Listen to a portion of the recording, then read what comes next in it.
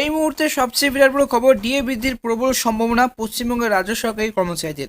অর্থ কমিশন গঠিত। এই মুহূর্তে সবচেয়ে বিরাট বড় খবর রাজ্য সরকারি কর্মচারীদের। আপনারা যদি রাজ্য সরকারি কর্মী হয়ে থাকেন, অবশ্যই কিন্তু আজকের এই ভিডিও আপনাদের জন্য। অর্থ কমিশন গঠিত করলো পশ্চিমবঙ্গ রাজ্য সরকারি কর্মচারীদের এবং নজরে পশ্চিমবঙ্গ সরকারি কর্মীরা। অর্থ কমিশন কি গঠিত করলো, এবার যে অর্থ কমিশন কি আপডেট নিয়ে আসলো আপনাদের অবশ্যই কিন্তু জানাবো আজকের এই ভিডিওতে। এবং ডিএ নিয়ে পশ্চিমবঙ্গ রাজ্য সরকারি কর্মচারীদের অর্থ কমিশন নিয়ে গঠিত একটি বড় খবর। তবে গঠিত হলো অর্থ কমিশন রাজ্যে, তবে কি আবার ডিএ বাড়তে চলেছে অবশ্যই জানাবো আজকের এই ভিডিওতে। আজকের এই ভিডিওটি আপনারা কিন্তু অবশ্যই প্রথম থেকে শেষ পর্যন্ত দেখবে। অর্থ কমিশনের সূত্রের খবর, ডিএ বা মহার্ঘ ভাতা নিয়ে ঝামেলা ক্রমাগত লেগেই রয়েছে। এরই মধ্যে ফিনান্স কমিশন বা বেতন কমিশন নিয়ে বড় খবর পাওয়া গেল। নতুন বছর থেকে 4% ডিএ ঘোষণা করা হয়েছে রাজ্য সরকারের তরফে। তবে কিন্তু কেন্দ্র হারে ডিএ না পাওয়া পর্যন্ত খুশি নন সংগ্রামী যৌথ মঞ্চের সদস্যরা।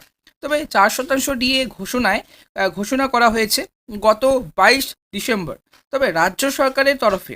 তবে এই যে কেন্দ্রীয় হারে ডিএ না পাওয়া পর্যন্ত খুশি নন সংগ্রামী যৌথ মঞ্চের সদস্যরা, কেননা রাজ্য সরকারি কর্মচারীরা সংগ্রামী যৌথ মঞ্চে একটি গঠন করেন বা সংগ্রামী যৌথ মঞ্চের সদস্যরা কিন্তু দিনের পর দিন এবং রাতের পর রাত কিন্তু তারা আন্দোলন করেছিলেন কেন্দ্র হারে ডিএ পাওয়ার জন্য।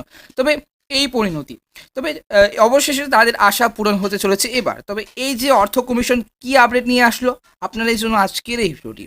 মুখ্যমন্ত্রী এর আগে বলেছিলেন যে রাজ্যে অর্থনীতিতে টানাটানি থাকার জন্য কেন্দ্র হারে ডিএ দেওয়া কিন্তু সম্ভব নয়, কেননা রাজ্য সরকারি কর্মচারীদের, এবং এটাই বলেছিলেন যে মুখ্যমন্ত্রী এবং মোদির সাথে দেখা এবং সাক্ষাৎ করার পর তারা কিন্তু রাজ্য সরকার কিন্তু ডিএ বাড়াবে। তবে এই যে 4% ডিএ ঘোষণা করা হয়েছে রাজ্য সরকারের তরফে, তবে যে এই যে কেন্দ্র সরকারি কর্মচারীদের ডিএ এবং কেন্দ্র হারে ডিএ না পাওয়া পর্যন্ত এতে কিন্তু 4% হারে এতে ঘোষণা করা হয়েছে। তবে 4% হারে কিন্তু খুশি নন রাজ্য সরকারি কর্মচারীরা। তবে অবশেষে তাদের আশা পূরণ হতে চলেছে, এবার গঠিত হতে চলেছে অর্থ কমিশন।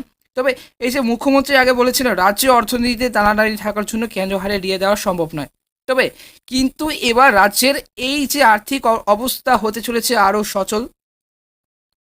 কেন্দ্রের তরফ থেকে বিরাট বড় অঙ্কের টাকা অনুদান পাবে রাজ্য, এরকমই একটি খবর মিলেছে কেন্দ্র সরকারি সূত্রে। তবে এই যে ফলে এখন একটা আশা তো করাই যায় যে কেন্দ্র হারে বেতন এবং স্যালারি হাইক বাড়তে পারে এবার।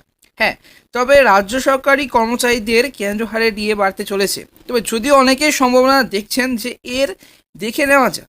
তবে এই যে কেন্দ্র সরকার কি জানিয়েছে এই ব্যাপারে। নতুন বছরের শুরুতে কেন্দ্র সরকার গঠন করলো 16তম অর্থ কমিশন, তবে 6th ফিনান্স কমিশন। তবে এই যে অর্থ কমিশন বা বেতন কমিশন, সাধারণত প্রতি 5 বছর অন্তর এই ফিনান্স কমিশন তৈরি করা হয়। কেন্দ্রীয় অর্থ কমিশন ইউনিয়ন এবং রাজ্যগুলির মধ্যে কর থেকে নেট আয় বন্টন সংক্রান্ত সুপারিশ করে। অর্থ ও কর ব্যবস্থার ক্ষেত্রে কেন্দ্র ও রাজ্যগুলির মধ্যে কী ধরনের বিনিময় হবে সে সম্পর্কে কিন্তু ফিনান্স কমিশন গুরুত্বপূর্ণ সিদ্ধান্ত নেয়। একটি অর্থ কমিশনের মেয়াদ 5 বছর এবং 2022 সালে গঠিত হয়েছিল 15তম। এবার 15তম গঠিত হয়েছিল 2022 সালে 15তম কমিশন, যার মেয়াদ ছিল।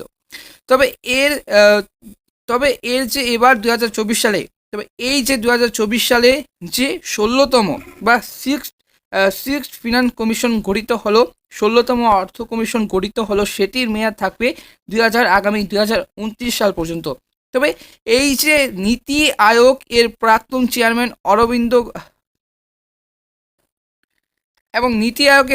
চেয়ারম্যান অরবিন্দ পাঙ্গারিয়া এই কমিশনের চেয়ারম্যান নিযুক্ত হয়েছেন। এখন এই কমিশনের কাজ চলছে, তদন্ত শেষ হলে রিপোর্ট পেশ করা হবে কেন্দ্র সরকারের কাছে। তারপরে বন্টন নিয়ে চিন্তা করবে কেন্দ্র, কোন রাজ্যকে কত অনুদান দেওয়া হবে, আগের চেয়ে অনুদান বাড়বে কিনা সেটাও কিন্তু জানাবে। তবে এই যে সে সব কিছু তখনই জানাবে।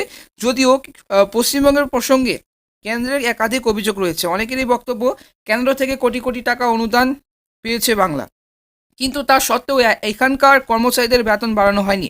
হ্যাঁ, এখনও পর্যন্ত কিন্তু রাজ্য সরকারি কর্মচারীদের কেন্দ্রীয় হারে ডিএ বাড়ানো হয়নি। এখনও পর্যন্ত তারা কিন্তু এবার জানুয়ারি মাস থেকে কার্যকর হবে বলে জানিয়েছে। তবে 4% ডিএ বাড়িয়েছে গত 22 ডিসেম্বরে। তবে এবার কিন্তু রাজ্য সরকারি কর্মচারীরা জানুয়ারি থেকে এই গত পয়লা এবং কার্যকর হয়েছে। তবে এই যে মোট এবার 2024 সাল থেকে 10% হারে ডিএ পাচ্ছে এবং রাজ্য সরকারি কর্মচারী ডিএ পাবে।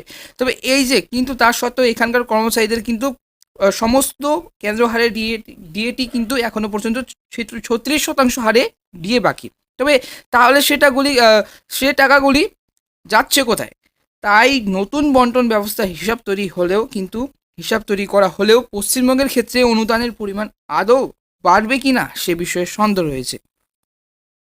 তবে এবার যে এই প্রসঙ্গে সরকারি কর্মচারীদের চেয়ারম্যান দেবাশিস শীল বলেন, ষষ্ঠদশ বেতন কমিশন, ফিনান্স কমিশন গঠন করা হয়েছে।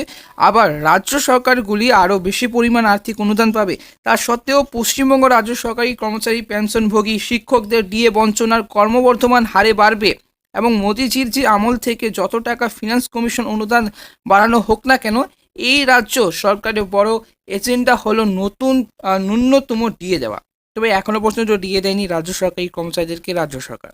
তবে এই নিয়ে কিন্তু আবার আপডেট আসছে। অবশ্যই কিন্তু এই ধরনের খবর আপডেট পাওয়ার জন্য অবশ্যই কিন্তু আমাদের এই ভারত এক্সক্লুসিভ ইউটিউব চ্যানেলটিকে সাবস্ক্রাইব করে পাশের বেল আইকনটা অবশ্যই ক্লিক রাখবে। ধন্যবাদ।